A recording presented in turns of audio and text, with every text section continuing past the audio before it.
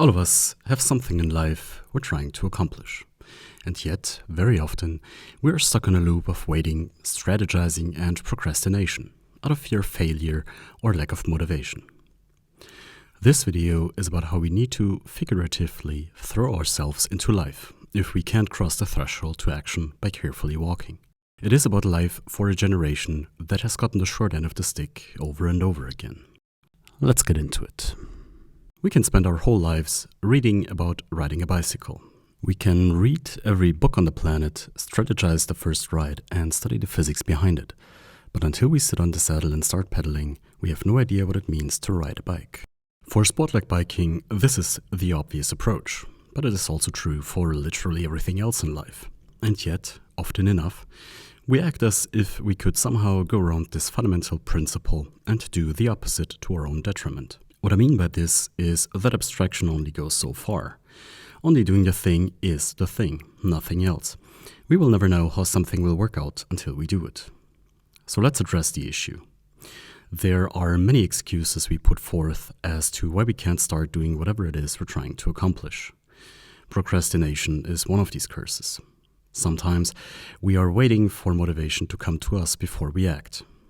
A more difficult and deceptive problem is overplanning, because planning something carefully is easily justified. But no matter how we choose to justify an action, this approach is fundamentally wrong and is always going to lead to failure. And so, all of us have this one thing in life we seek to accomplish, but never seem to do it. We are waiting for that special feeling before we start. We are dreading the pain of acting.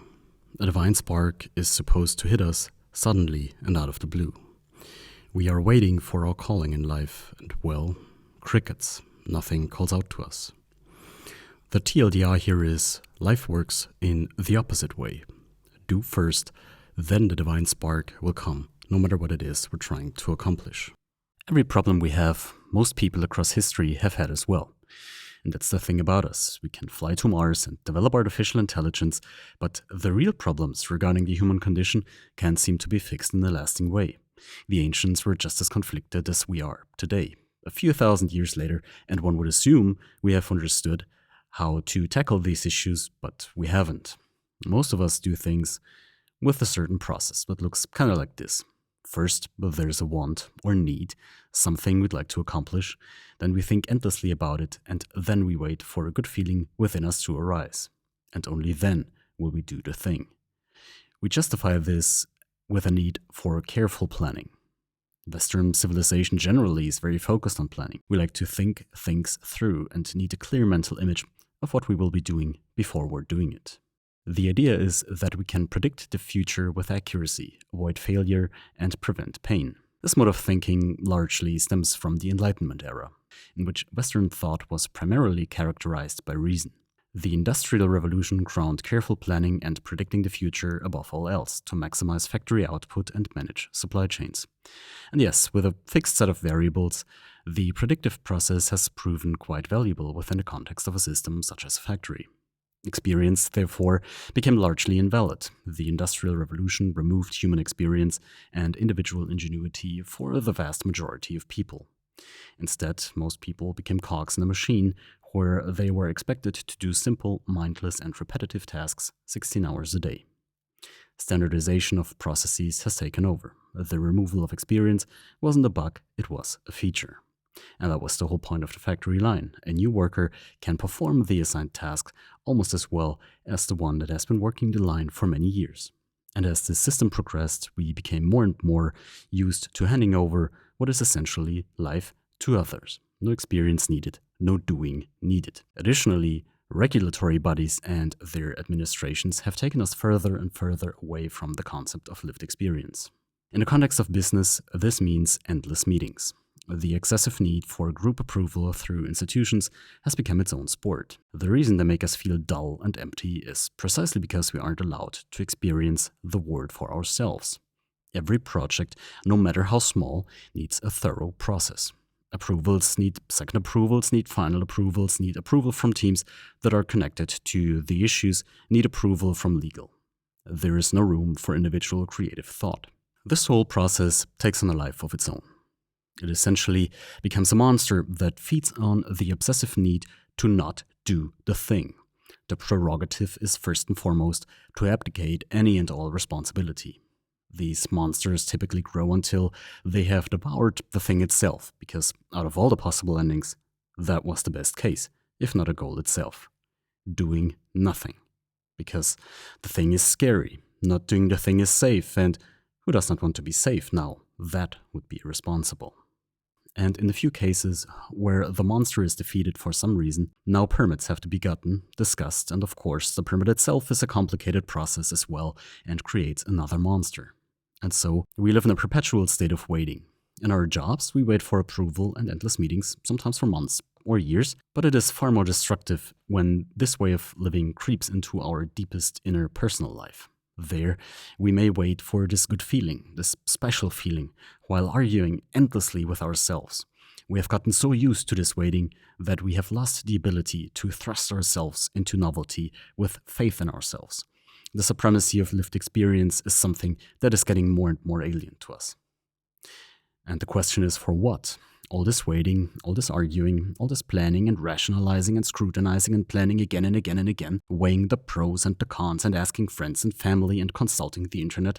And meanwhile, in reality, all of this is, in most cases, completely useless. Kant realized this early on. In his book Kritik der reinen Vernunft, or A Critic of Reason, Kant distinguishes two different types of knowledge. There is knowledge that is independent of experience, like mathematics, because mathematics can be learned by reasoning alone. And there is knowledge which is dependent on experience, like knowing that America was founded in 1776. In this case, one would have to read about it since this type of knowledge expresses something that can't be known by reason alone. And so Kant argues that reason alone cannot provide us with knowledge about the world itself because we experience the world only through a very limiting set of senses that make up human perception. This is not at all to say that lived experience can solve this issue outright. It can't, but at least we should not limit ourselves to just thinking and planning, predicting, strategizing, and instead do the thing. The reason is that abstractions are very limiting. As mentioned above, we can spend our whole lives reading every book in the world about riding a bicycle, but until we sit on the saddle, we still have no idea what it means to ride a bike. And this goes for most things in life. Most things cannot be truly understood until they are done. The issue is this. Experiencing doing what we planned on doing will change the perception of that very thing in such dramatic ways that all pre-planning was silly to begin with. This is very evident with sports. No amount of planning and thinking can replace doing the sport itself. But sports aside, this is true for most things in life, and no amount of waiting for the right feeling or planning ahead will change that. Absolutely everything outside of actually doing the thing is an abstraction by definition. And so academia deals only with a model of the thing, but never the thing itself. Poems are no substitute for love. Even mathematics is not reality, but only a model of reality.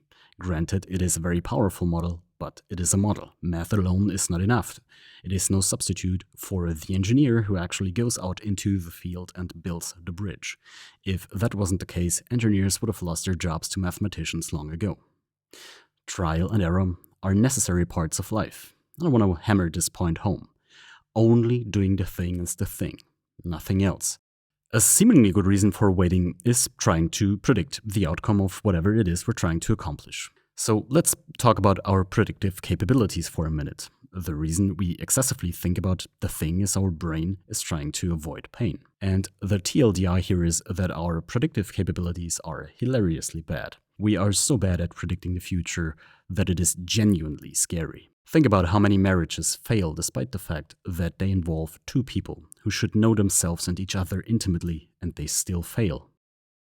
Trying to predict the outcome of more complex things is downright foolish. Our best guess of whatever it is we're trying to do is not even in the same universe compared to the actual end result. We have no idea how things will end up until we do them. I mean, look at your parents. When they had you, they didn't plan for you to sit on the phone all day, and they basically just copied themselves. And they're disappointed even still. The point is, I'm desperately trying to find the right words that once they enter your mind will convince you to do the thing you want to do but don't, because you're waiting for that special feeling. I'm not sure I can. You have to do it. That's it. If you're genuinely drawn to something, the thing itself is the only way to find out. In a way, this is quite cathartic. It should release us from all the pressures that we put ourselves through on a daily basis for absolutely no reason whatsoever. We stress ourselves trying to do the impossible, and we do it again and again and again. We cannot predict the results anyway, so why stress about it? Throwing out the prediction game is not only cathartic and freeing, this approach offers a tremendous amount of hope. Because, as it turns out, doing the thing changes not only how we feel toward it, but very often the thing turns out to go completely different from how we expected it to go. Obstacles that we thought were insurmountable remove themselves for no apparent reason. There seems to be a reward for showing courage towards what it is we're trying to do. And while this type of thinking is generally deemed magical and is generally frowned upon in today's society, it's been accepted as a fact of life for thousands of years and has found its way into many ancient texts. Judaism knows the concept of the shadow, expressed in many teachings, and here's one of them. I am to my beloved, and my beloved is to me. If I am to my beloved, then my beloved is to me. While there are many interpretations, a common one is that there is a phenomenon. Showing courage towards the thing we're doing by starting to do it always seems to open doors that weren't there before and removes obstacles that we thought of as insurmountable. Once we do the thing, suddenly pathways become apparent that we couldn't see before. Things happened we weren't able to anticipate, and we feel support that seemingly comes out of nowhere. This is the secret. There seems to be a reward for courage in the pursuit of our dreams. And this phenomenon has been known for thousands of years by many cultures under different names. In Judaism, for example, it's referred to as the shadow. God is seen as a shadow that basically supports precisely what we do. And this is important. It's not what we plan that gets rewarded, neither is it our charitable thoughts or feelings towards others. When it comes to divine help, the thing that counts is what we do. But once we start acting, we are rewarded and lifted up. Our culture has dismissed any form of trust in the unseen, and anything that can't be reduced to a number is prematurely disregarded. On a meta level, faith itself is not used, despite it being part of the human condition. However, ignoring any part of what makes us human is a fool's errand. And no matter what we think of this phenomenon, and no matter what we attribute it to, the big secret here is that we can't fail. God, the universe, or perhaps just the human mind, whichever concept we're most comfortable with, mirrors our actions, supports and guides us in very surprising ways that we cannot predict. Very often, as soon as we start acting, the action itself creates a loop of positive effects that alters our initial perception of the chances of success and renders all previous thoughts about it obsolete. Therefore, if you want to succeed, we should begin by taking action. The rest will follow. And in the dance between us and the universe, active participation is just crucial. The smallest deed weighs heavier than a million plans, thoughts, and feelings. How long does it take for divine support, and where will I end up without planning? Well, the second you start doing the thing, support comes.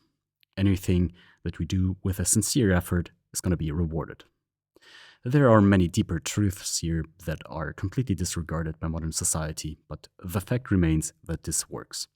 Start small, start doing very little if you can't do much, but do something and watch the magic happen in ways that you wouldn't have dreamt of. Now it's your turn. Comment, like, subscribe, and then do the thing and let me know how it went down in the comments.